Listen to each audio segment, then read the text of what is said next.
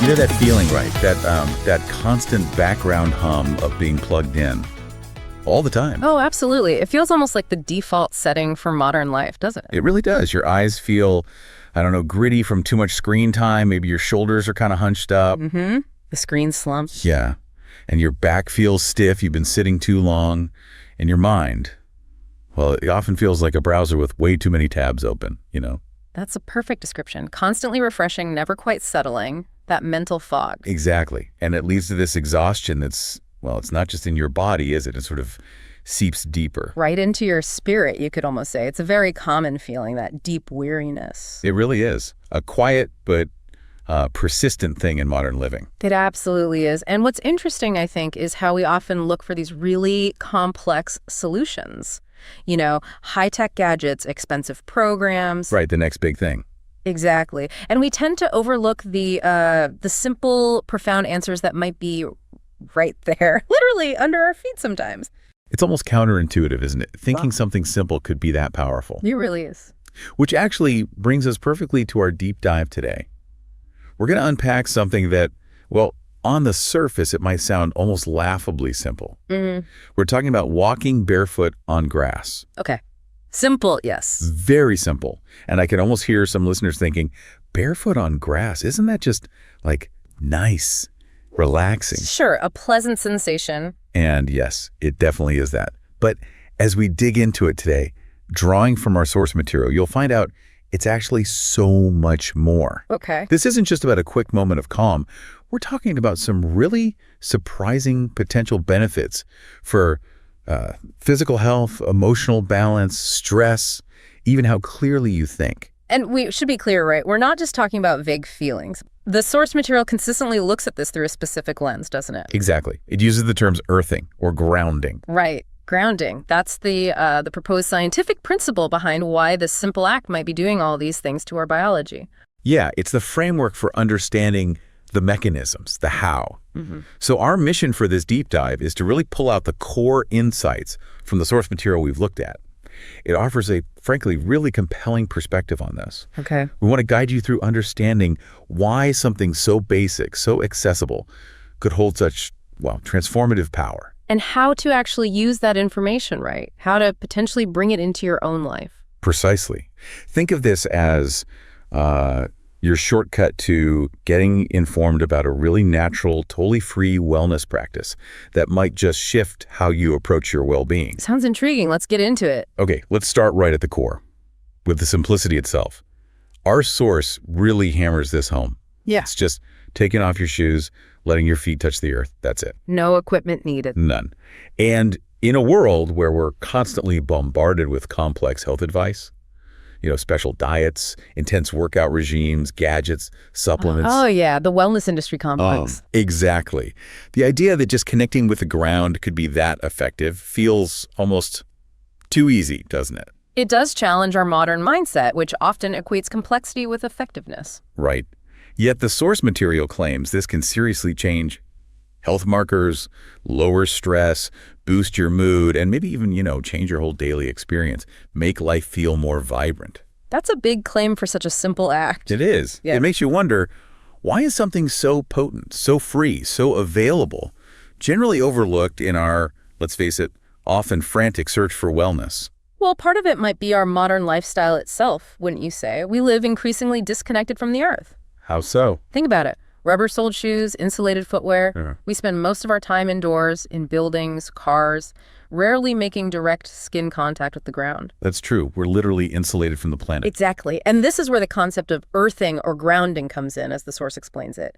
The core idea, the theory, is that the Earth's surface has this massive, essentially limitless supply of free electrons. Okay, free electrons, like negative charges. Precisely.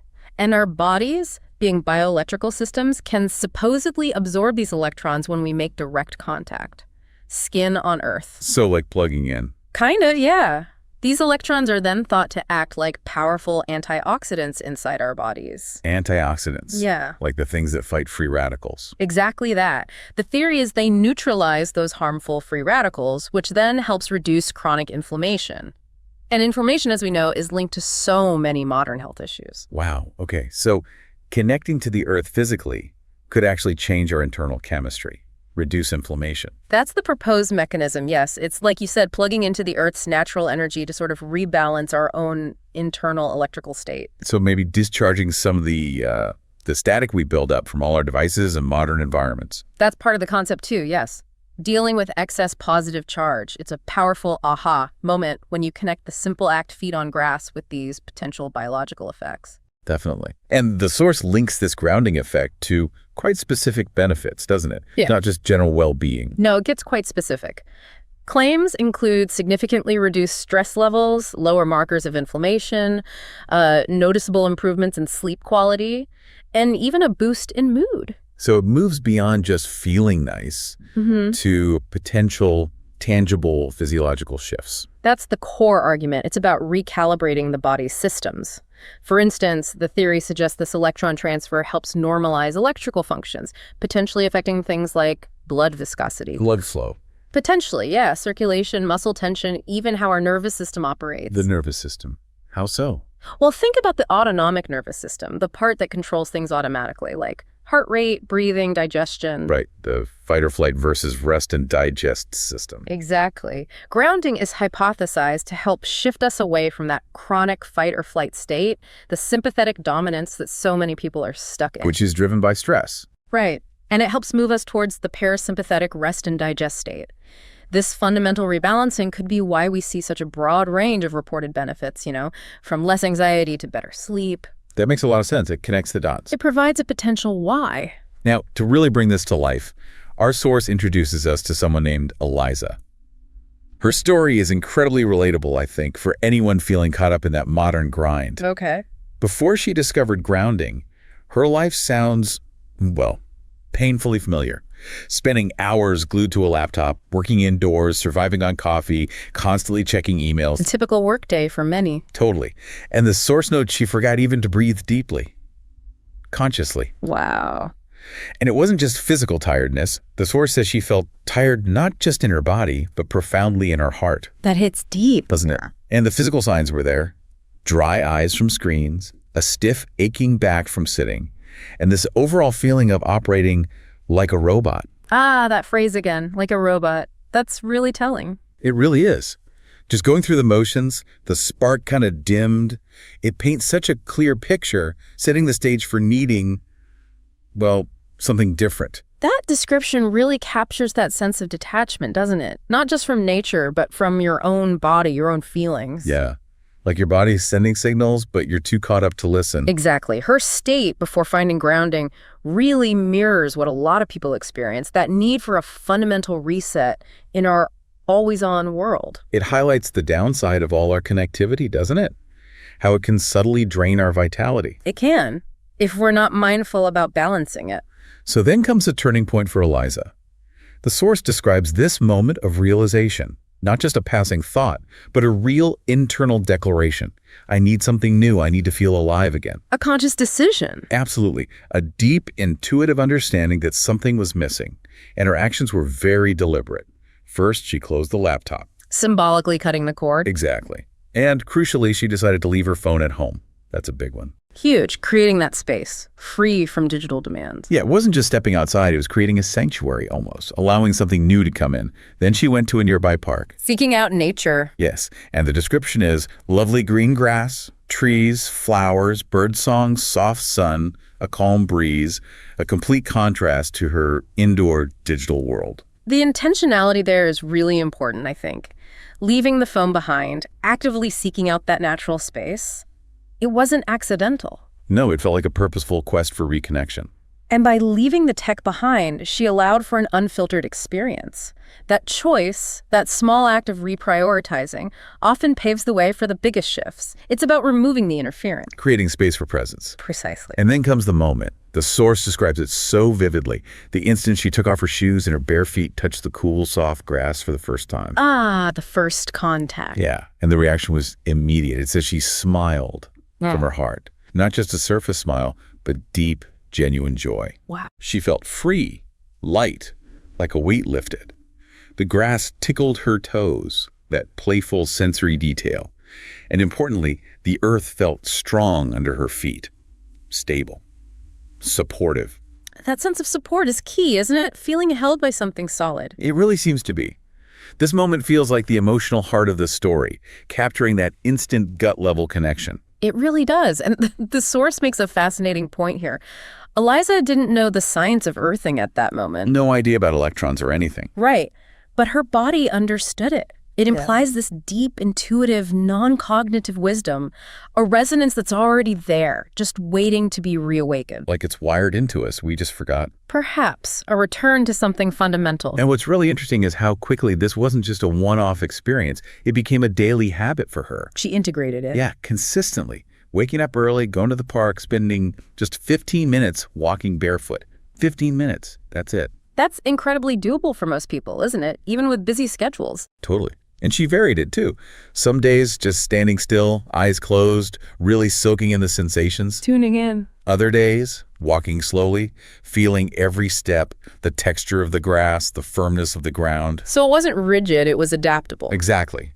Which makes it feel even more accessible, more sustainable. It wasn't some complicated routine she had to force. And that consistency, even with just 15 minutes, is where the real power lies, often. Small acts, repeated daily. It seems so. It shows you don't always need a massive overhaul to see big changes. Right. It's the intentional connection that matters. However you practice it, standing, walking, just being present with the earth. And the results, according to the source, were pretty remarkable, both physically and mentally, emotionally. Okay, like what specifically? Well, physically, her mind became calmer. That internal chatter quieted down. Oh, that's huge. Isn't it?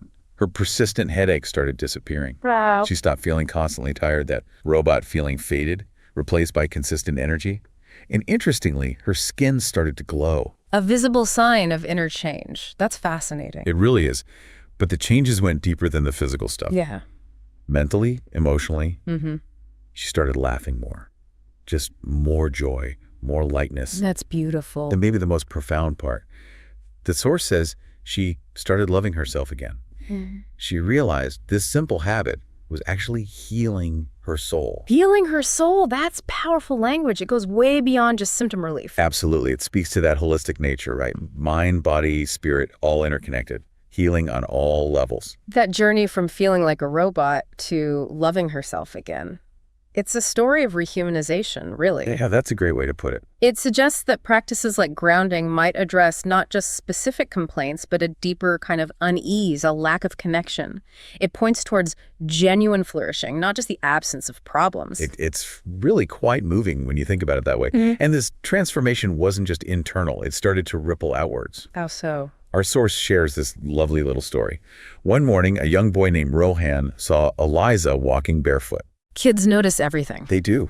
And with that directness children have, he just asked her, "Why don't you wear shoes?" Straight to the point. Exactly. And Eliza's answer was so simple, but wise. She said, "Because this is how I listen to the earth. It tells me I am safe. It tells me to slow down. You should try it too." What a beautiful, gentle explanation. No complex science, just the core feeling. Right. And Rohan's reaction? He immediately took his shoes off and apparently exclaimed, "Wow, it's cold, but I like it." Instant curiosity. That's wonderful. It shows that innate connection is often still right there, especially in kids, before we learn to suppress it. Yeah, unburdened by adult skepticism. And the source uses this to make the point. Nature is the best teacher. It really is. And Eliza's story becomes an example of how personal healing can naturally become a form of gentle teaching, just by sharing authentically. It's just these simple acts can inspire others, create little ripples of curiosity and connection. Well-being as a shared thing, not just solitary. Exactly. A lovely little anecdote. So beyond those initial shifts, Eliza continued to notice more specific benefits unfolding over time, really cementing the idea of a holistic impact. Okay, more details. Yes. Sleep quality, for one. Yeah. Big improvement. She went from waking up tired, which is so common. Ugh, yes. The woke up still exhausted feeling. Right, to waking up feeling fresh and full of energy, which suggests not just more sleep, but better quality, deeper rest. And good sleep is foundational for everything else, isn't it? Right. Mood, focus, physical repair. Absolutely. Then there was anxiety. The source says she stopped overthinking so much. Breaking that rumination cycle. Exactly, that constant mental churn. She reported feeling more balanced overall, a real shift in her baseline emotional state. That sounds incredibly valuable. And here's an unexpected one mentioned. Her digestion improved. Really? Digestion? Yeah, which highlights that mind-body connection again, right? Yeah. Stress, the nervous system, gut health, it's all linked. That's fascinating. It really underscores how interconnected everything is. Grounding seemingly affecting digestion. Right. Wow. It suggests the body really does work as one integrated system. And the source actually offers some potential mechanisms for these things, particularly focusing on the feet. Okay, the feet themselves. Yes. It says walking barefoot doesn't just calm the mind, it also stimulates pressure points on the feet. Like reflexology points. Kind of, yeah. The source uses the analogy, it's like a free massage from the earth. I like that. Me too. It explains that our feet have thousands and thousands of nerves.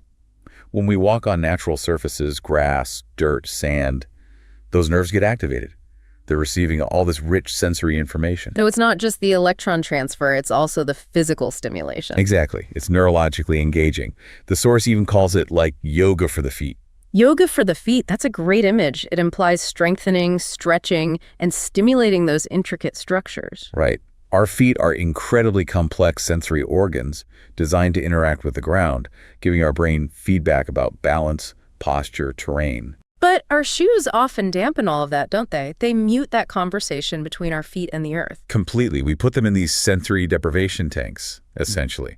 So walking barefoot is like waking up that part of our nervous system, reestablishing that vital communication pathway. Which could explain the calming effect, grounding us literally and figuratively in the present moment through sensory input. Makes sense, doesn't it? It forces you to pay attention in a different way. It really does. Now, what makes Eliza's journey even richer is that the benefits didn't stop at physical health or general stress reduction. They extended into, believe it or not, creativity. Oh, interesting. How so? When she walked barefoot, she found her thoughts became really clear, like the mental static just dissolved. Clearing the clutter. Exactly. And the source says new ideas came into her mind like soft whispers. Not forced, but just arising naturally. That sounds like a state of flow. It does. And this wasn't just internal. It led to action. She started painting again, reconnecting with that creative side. And she started writing poems, capturing her experiences. It suggests a real link between grounding and unlocking that creative potential. That makes intuitive sense. When the nervous system calms down, when you feel safe and supported, the brain isn't preoccupied with stress responses. Right. It frees up resources. Exactly. It frees up energy for higher level thinking, for imagination, for creativity to emerge more easily. It's like grounding creates the fertile soil for ideas to sprout. What a great way to put it. Fertile soil. In a more natural, expansive state of mind. Okay, hold on to your hat, because here's where it gets, I think, really unexpected and quite practical for many listeners. Okay, I'm ready. Eliza discovered that walking barefoot actually helped her improve her English. Her English? How on earth? I know, right? Sounds unrelated. But the source explains how. While she was walking, immersed in nature, she started actively describing what she saw out loud. Ah, okay. Connecting language to direct experience. Exactly. Yeah. But really simple stuff like the grass is green, the sun is bright, the sky is blue, the air is fresh. Basic observational sentences. Got it. And she did it consciously, speaking slowly, repeating the words, and importantly, doing it with a smile, enjoying the process. So making it a mindful, positive practice, not a chore. Precisely. And her big realization was, as the source puts it, walking barefoot on grass was not just healing her body, it was improving her English too. That's remarkable. It's bypassing traditional, maybe tedious language drills and integrating it into a sensory, emotional experience. Yeah. Linking words directly to sights, sounds, feelings. Yeah. Creating these rich multi-sensory memories. That's got to be more effective than just memorizing vocabulary lists, right? Absolutely. That's embodied learning, making the language part of your lived experience in that moment. It sticks differently. So for anyone listening, this is a really concrete takeaway. It blends wellness with practical skill building, whether you're learning English or maybe just want to be more articulate or observant. A very practical application. And the source even gives specific, easy phrases you can try while you're out there walking barefoot. The grass is wet. I feel the earth. I'm walking slowly. My mind is calm. I love this moment. Simple present moment phrases. Exactly. And the method emphasized is repeat them. Say them with your heart. With your heart. So not just mechanically, but feeling the meaning. Right. It's about connecting the words to your actual state. which leads to what the source calls the secret to learning English naturally. You need to feel every word you say. Feel every word. Connect language to emotion and sensation. Yes, making it meaningful, integrated, far beyond just intellectual learning. That concept of feeling every word is really profound, I think. It applies to so much more than just language learning. It's about embodied cognition. Embodied cognition. Tell me more. It means learning isn't just happening in your brain, isolated. It's a whole body experience involving senses, emotions, physical actions. When you link the word calm to the actual feeling of calm walking on grass, it creates stronger, more natural neural pathways. So it's like learning the way we're naturally designed to learn, through experience. Exactly. It's tapping into a deeper, more integrated way of absorbing and retaining information. A very natural learning blueprint. Amazing. So all these threads, the physical, the emotional, the creative, the linguistic, they all weave together. They really do. Creating this picture of what the source calls real health. Yeah, and it's not just about the 15 minutes on the grass itself. It's the ripple effect. Like, the source mentions the added benefit of doing it in the early morning. Ah, yes, the timing matters too. Apparently so, Yeah. because you get that early morning sunlight exposure. Which helps set your body clock, your circadian rhythm. Exactly, which impacts sleep later on, energy levels, mood, plus you get vitamin D from the sun. Crucial for bones, immunity, mood. Another layer of benefit. Right, so it's this synergy, the grounding, the light, the fresh air, working together. It's like a natural wellness cocktail, perfectly designed, a system that our modern indoor lives often disrupt. Yeah, it feels like a return to something more biologically aligned, using the environment to support our health. Leveraging nature's built-in benefits. And central to all this, Eliza found, was mindfulness. Being in nature fostered this deep sense of peace, made her truly more mindful. Moving beyond the buzzword to the actual experience. Definitely. She learned to live in the moment, which is such a challenge for many of us. Constantly pulled to the past or future. Right. She stopped rushing. That constant internal pressure eased off. She started listening, really listening. To what? To the birds, the wind, but also, crucially, to herself, her own inner wisdom. Tuning back into her own signals. That's profound. Isn't it? It's a deep recalibration of her relationship with time, with her surroundings, with her own inner world. And that presence, being anchored in the here and now through sensory connection, that's fundamental to well-being, isn't it? It quiets the anxieties about past and future. It seems to be the key. And this is what the source really defines as real health. Not just physical, but mental and spiritual peace, too. Holistic. It's all about connection to nature, to our senses, and ultimately back to ourselves. So, pulling it all together, the physical changes, the emotional balance, the creativity, the language boost, it all culminates in this idea of real health, stemming from one simple habit. Quite a journey from just taking your shoes off. It really is. Which makes you think, what does all this mean for you, listening right now, living your own version of modern life? Where do we go from here? Well, we've covered a lot of ground today, haven't we? Pun intended. Indeed. We've seen the surprising power packed into walking barefoot on grass, how earthing or grounding might unlock benefits from stress relief and better sleep to more creativity and even a novel way to practice English. And the beauty is its accessibility, right? No cost, no fancy gear, just you and the earth. Exactly. And the source gives us this powerful alternative. When you feel tired or sad or overwhelmed or confused, what's your usual go-to? For many, it's probably reaching for the phone, endless scrolling. Or maybe comfort food or zoning out with TV, things that often don't actually restore us. Right, distractions rather than solutions. So the source suggests, try something different. Try stepping outside. Find a patch of grass, anywhere. Your garden, a park, maybe even a small green space somewhere unexpected. Take off your shoes. Just feel it. Let your feet connect. Breathe deeply. Anchor yourself in that moment. And maybe, just maybe, try saying some of those simple phrases out loud. The grass is wet. My mind is calm.